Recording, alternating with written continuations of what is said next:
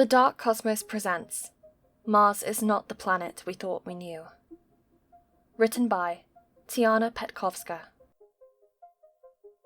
Hey Creepypasta fans, it's Kira Rhodes, and I'll be your narrator for tonight. Enjoy tonight's sci-fi horror story. Also, if you want to connect and support us, make sure to check out our Discord and Patreon links in the description. And remember, stay cosmic. Attention, all hands. This is Commander Williams. Prepare for touchdown. Let's finally get this baby on the red planet and see what all the fuss is about. Commander Williams, I want to express my... Save it, Professor Phillips. You can express all the gratitude you have in front of the cameras when we get back. Focus on your mission and make this trip worth all the money and time that we've invested in it. Always to the point, Maya. Let the man thank you for God's sake. This is not a commercial airline, Sarah. You do not have to applaud when I make a successful landing. Hearing those words come out of my lips was absolutely surreal. After everything that we've been through, collectively as a species, I didn't expect that we'd actually get here. On the cusp of one of mankind's greatest missions that brought the slightest glimmer of hope in our dire existence, stood little old me, and only 5 others. The first ones to ever step on another planet, not counting the moon. My excitement was burning a hole in my stomach, though I would never show anyone the childish giddiness I felt about being on this mission. Not to be morbid, but I could already see my obituary. Maya Williams, commander of the Ares, head of the first manned mission to Mars, dies at age 97. She was a loving friend, blah blah, all of that other stuff. Stop being so nonchalant about it. I hated that Ray knew exactly what I was thinking, and that he always made it clear that he did. That's what made him the perfect co-pilot, I guess. I wish I knew if he was still alive. A matter of moments later, we were successfully grounded on Mars. Whiffs of stressed sweat came through my suit, and I could tell Ray could smell it too, because he just kept side-eyeing me. He didn't exactly smell of roses either. Still don't want that applause? I'd prefer some champagne. Best I can offer is flavored water. I think we only have lemon left. We can all hear you, Commander. Sarah, our lovely medical doctor with the bedside manner of a stinging wasp. Just the way I like my friends, dealing a little bit of venom every time they talk to you. Perfect. Crack your knuckles and let's get ready for all that red dust that's gonna end up in our asses. You're a delight, Maya. Thank you for not killing us. I said no expressions of gratitude. Besides, there's still time, Sarah. We've only just arrived.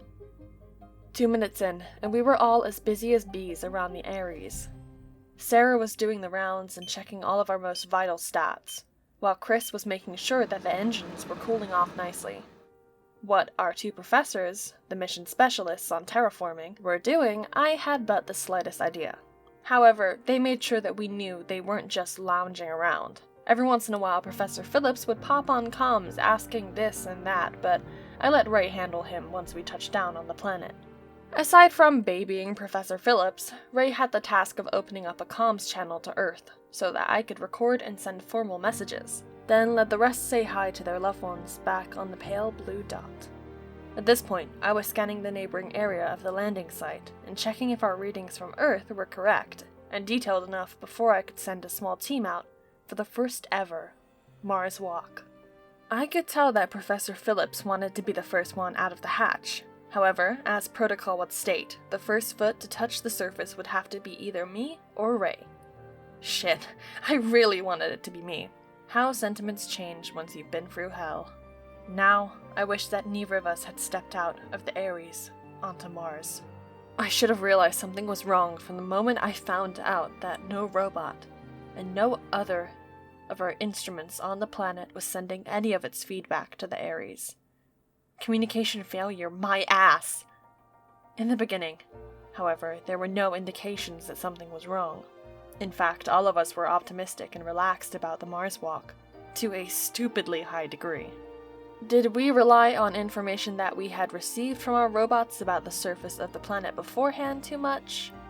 In retrospective, that answer was yes. and to the fact the moment that I discovered a hidden tunnel just a few miles starboard of Ares, I had decided that it would be a perfect location to begin our mission. Professor Sheridan was the only one to protest, heading straight to unexplored, underground locations of the planet, fearing possible structural instabilities of the tunnel. We quickly outvoted her though, with Phillips happy to see the best possible site where he thought life could begin on Mars. Team A ready? As ready as we'll ever be, Commander. Pop the hatch, Maya. Let's get this show on the road.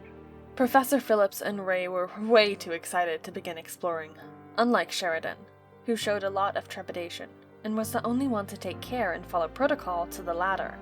Shame she was among the first ones to go.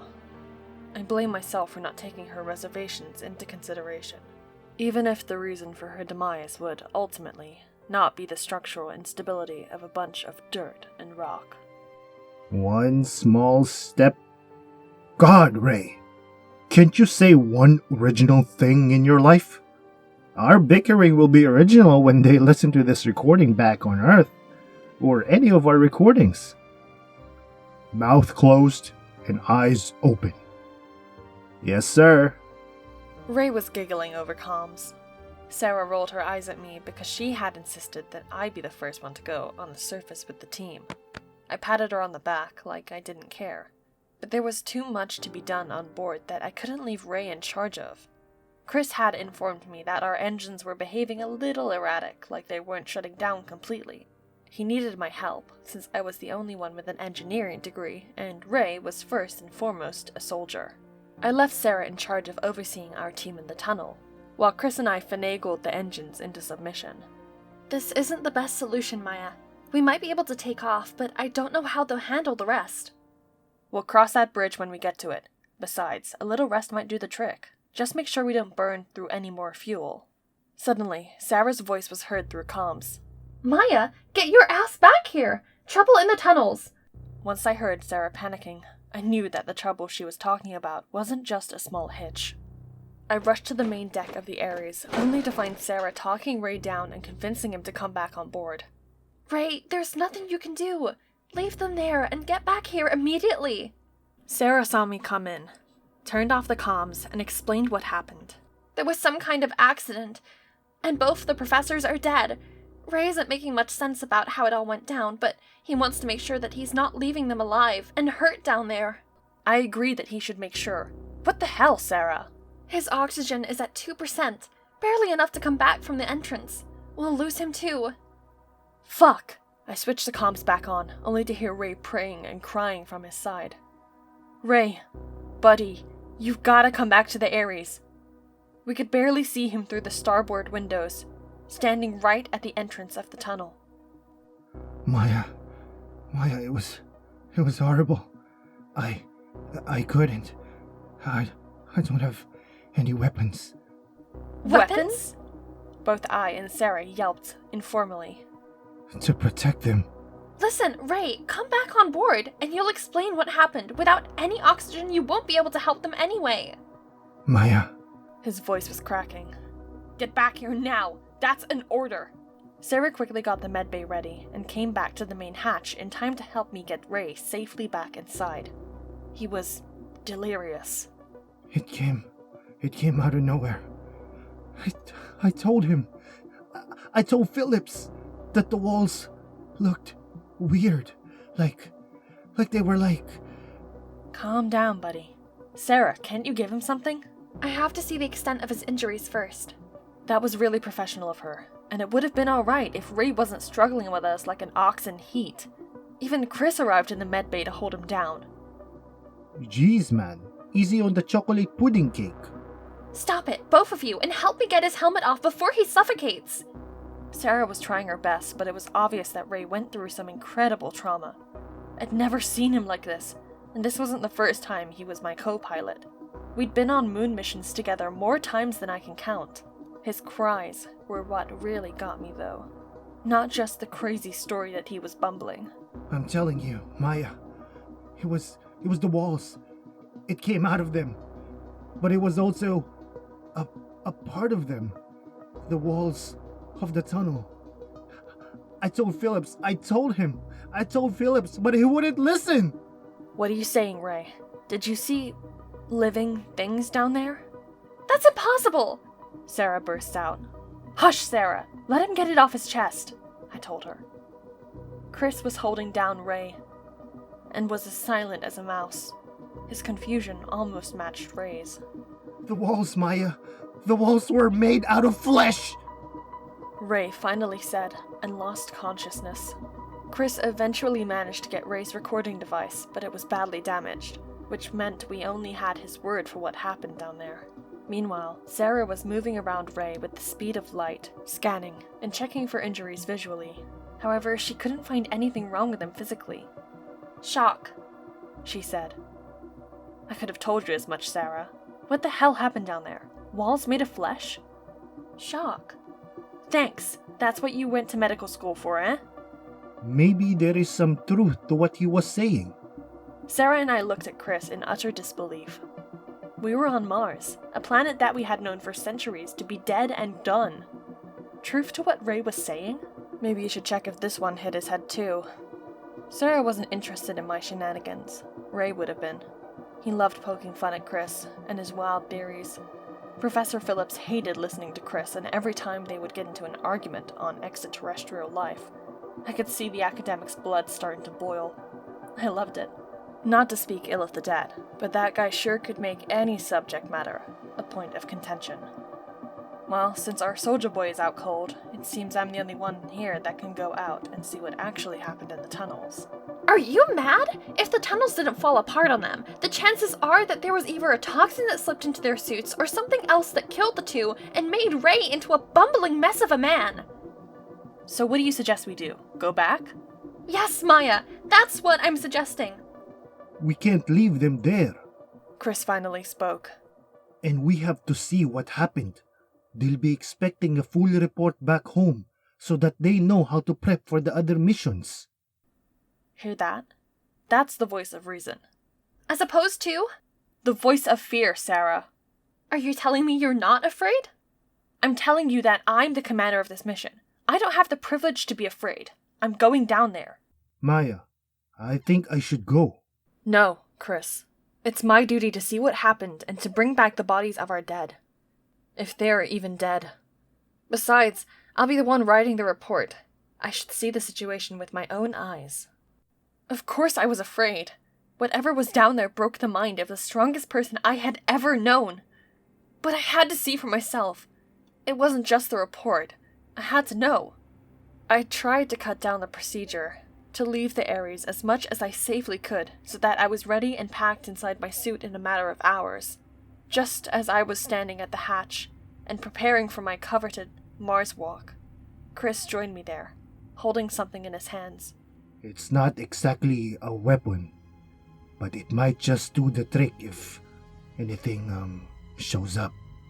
He handed me a long metal pipe that he had clearly yanked out of something in engineering. Should I be worried about where this came from? We'll cross that bridge when we get to it. He smiled at me. And you really think I need this? Better safe than sorry, right? I turned around and unlocked the hatch, leaving the safety of the Ares. Sarah and Chris were under command to light up the Ares and leave if I didn't come back in around 12 hours, which was approximately the time I had with my oxygen tanks. She hated the idea of Chris piloting the ship almost as much as she hated me going through the tunnel. But we all have to work with the cards we've been dealt. Even though I couldn't hear it, I felt the crunch of the Martian soil under my feet when I stepped out of the ship. It would have felt amazing had the circumstances been different. Comms check. Ares, can you hear me? Loud and clear, Maya. Thanks, Chris. Where's Sarah? Ray woke up. She's with him. Is he saying anything new? Sarah hasn't informed me of anything. Do you want me to check? Not right now. I'm almost at the entrance. Remember to switch on the recorder once you're in. Here is a gaping hole in the ground. The open looks bigger where I'm stand. Pitch black. Maya, I'm losing you. You're on your own from now. Godspeed. That was the last time I heard a human voice. I would never have imagined it to be Chris at the end, nor did I want it to be him. I could already tell that the trek inside the tunnel would be a long one. Ray had been inside for over 8 hours, so I knew that I had to at least get to the place approximately 4 to 5 hours from here. He must have been hyperventilating to drain his oxygen so fast upon return. In any case, I'll soon find out what scared him so much that he could barely hold his senses together to even run back to the Ares and establish communication. At first, everything looked just as I expected it to look. A dark, long tunnel heading deep inside the belly of the planet.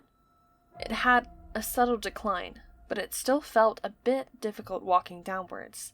The ground was rocky and uneven, and my light was just dim enough to not show every single thing I could potentially hit into. I stubbed my toes way too many times, and Mars made sure I felt every little rock through my heavy boots.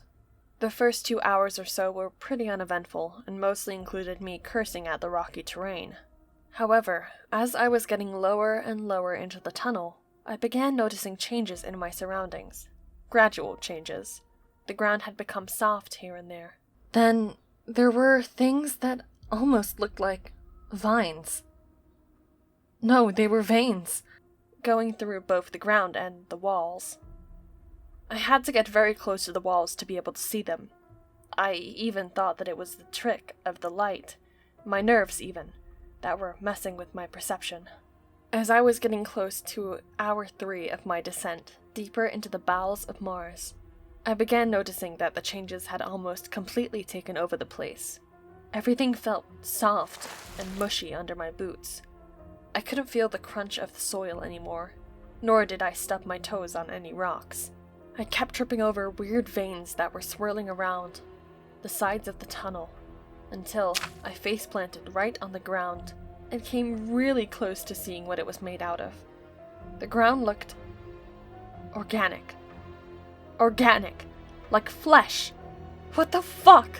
Was there actually some truth to what Ray was on about back at the medbay? When I was getting up from the ground, I noticed that my gloves were covered in some kind of slime, but I couldn't feel its consistency or see its true color under my light. I took out a small vial from my kit and collected some of it, though I wasn't sure if it was something that I should be bringing back to the Ares. Who knows what it was? Getting up from the ground was tricky. First, it felt almost as if I was trying to get up from a waterbed, and on top of that, it was all covered in that slime that made me slip and fall way too many times. When I finally got up and looked ahead of me, I could have swore that I saw something move on the side walls of the tunnel. Or was it the walls that were moving? Damn flashlight. It was worth close to nothing in the pitch-black tunnels of Mars. Something strange came over me, and I finally felt fear creeping in. I grabbed the pipe that Chris gave me in my other hand and held onto it tightly, ready to strike if the chance presented itself to me. Something was still moving in the distance of the tunnel. I could only see its shadow that was cast on the walls ahead of me. I felt very small compared to it, even though the shadow didn't show a grand thing that was moving. Ray's words kept playing in my head, over and over again, as I came close to the point where I first saw something move. There was nothing there now, but I could almost feel a presence deeper inside the tunnel. My throat was dry, and I could feel my heart racing faster and faster. At this rate, I'll be burning through my oxygen faster than Ray did with his. Because I was focusing on the tunnel ahead, I stopped looking at the ground, and eventually tripped again, falling on the soft surface. I noticed the slime again, but this time I also realized where it came from. Just next to the pool of ooze I had fallen into, I saw a pile of fabric, and an oxygen tank perched upon it. Not possible, I thought, so I crawled closer to the pile and saw a pair of boots, still strapped onto the fabric. I looked down into the slime, and couldn't hold my vomit as it came out of my mouth and onto my visor. I was literally crawling through the liquefied remains of either Phillips or Sheridan. No force on Mars or Earth could make me inspect the suit to figure out which one it was. Suddenly, the movement in the tunnel became even more dynamic. With my visor covered in puke, I could see even less than I did before. so I had to find my pipe by touch alone. When it was finally in my hand, I raised my flashlight to shine it into the tunnel again.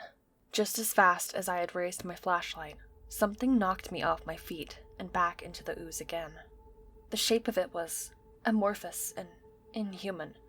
The instant it came at me again, I smacked it with the pipe, jumped up, and ran away as fast as I possibly could. However, it took me a moment to realize that I was running in the wrong direction and deeper inside the tunnel. At what happened to be hour 4 of my descent, I finally arrived at a place that no human eyes had ever seen before. Not even Ray, I would presume, since what I saw at that moment was something that he surely would have rambled about first when he got back to the Ares. As I was getting closer to that point, I thought I felt the ground move slightly, but I was running so fast that I couldn't be sure. Once I had completely stopped, however, I was certain. It was moving. Not just the ground, but everything. I shined my flashlight into a massive opening at the very end of the tunnel and saw a beast of magnanimous proportion. While I wasn't the mission's expert on such matters, I would have called it a primordial creature, sleeping within its planet-sized shell. It looked underdeveloped still. Was this some kind of space baby trapped by the gravity of our sun before it could hatch? What the fuck? It was as magnificent as it was terrifying. I sure am glad it was still curled around itself like a fetus. Hopefully, it would take billions more to hatch. Because if it does... Suddenly, I felt the presence of another creature near me. As it came closer, the massive fetus began uncurling slightly, like the two were connected. Was the thing that was after me even a creature? Or was it some kind of defense organism, protecting the beast? Fuck if I cared at that moment. Once I saw it come even closer, I raised the pipe, only to realize that it wasn't a pipe I was holding, but a broken femur bone. I dropped it to the ground out of sheer horror, and with no defenses of my own, the only thing I could do was to run as fast as I could and ram my body into the thing to knock it out. God, was I lucky that my plan worked. I rammed into the thing, and it splashed into a million little bits of goo, covering both me and a sizable amount of the tunnel. I cleared my visor and began running in the direction of the exit, realizing that I had been in the tunnel for much longer than Ray had been. I ran and I ran for hours, without the slightest notion where at all the stamina came from. Finally, as my oxygen levels were almost depleting, I reached the exit, and could see the daylight coming through the opening. I happily pounced towards it, thinking that I had been saved, lucky to be alive. However, just as I left the tunnel, I saw that the Ares had already taken up flight. Ares! Ares, can you hear me? I'm alive! The moment I said those words, the worst scenario imaginable occurred. There was a tiny puff of smoke that came out of the rear of the Ares, and in a matter of seconds, it was swirling erratically around the sky until it crashed somewhere in the distance of the planet. I was alive, but were they? Again, I felt a presence in the tunnel behind me. The ground shook a little. I didn't even turn to face it this time.